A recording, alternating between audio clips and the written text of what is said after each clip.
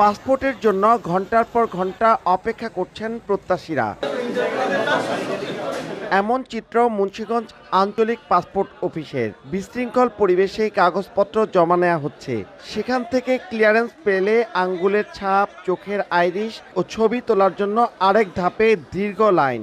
জমা নেওয়ার পর আবার কারো কাগজপত্র খুঁজে না পাওয়ার বিড়ম্বনা। অনেকে নির্ধারিত তারিখে নিতে এসেও ফিরে যাচ্ছেন।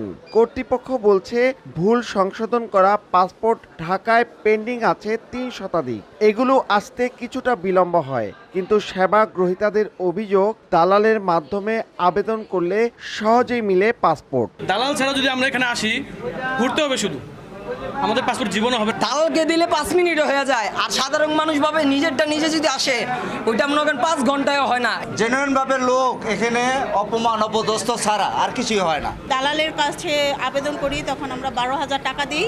তারপরে 12,000 টাকা দেওয়ার পরে আমাদের আর কি 14 দিন পরে আমরা পাসপোর্ট হাতে পাই।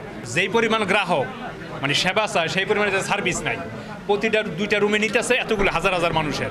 অভিযোগ অস্বীকার করে পাসপোর্ট কর্মকর্তা বলছেন, ছাত্র আন্দোলনে পুড়িয়ে দেওয়া নারায়ণগঞ্জ পাসপোর্ট অফিস 4 মাসও চালু করা যায়নি। তাই নারায়ণগঞ্জের বন্দর ও সিদ্ধিরগঞ্জের মানুষ পাসপোর্ট করতে আসেন মুন্সিগঞ্জে, কিন্তু জনবল সংকটে পড়তে হচ্ছে সমস্যায়। অফিস পড়ে গেছে নারায়ণগঞ্জে, যার জন্য তারা তো সেবা নিতে হবে, যার জন্য আমাদের দিতে হচ্ছে।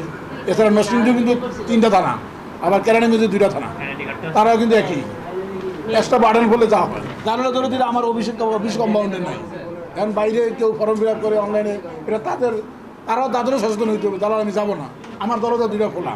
গত অক্টোবরে মুন্সিগঞ্জ অফিস থেকে প্রায় 8,000 পাসপোর্ট ইস্যু করা হয়। প্রতিদিন গড়ে এই পাসপোর্ট অফিসে 300 আবেদন জমা পড়ে, কিন্তু এখানে আবেদনকারীরা নানা রকম বিড়ম্বনায় পড়ছেন। এর কারণ বলছেন দালালের দৌরাত্ম্য আর অব্যবস্থাপনা।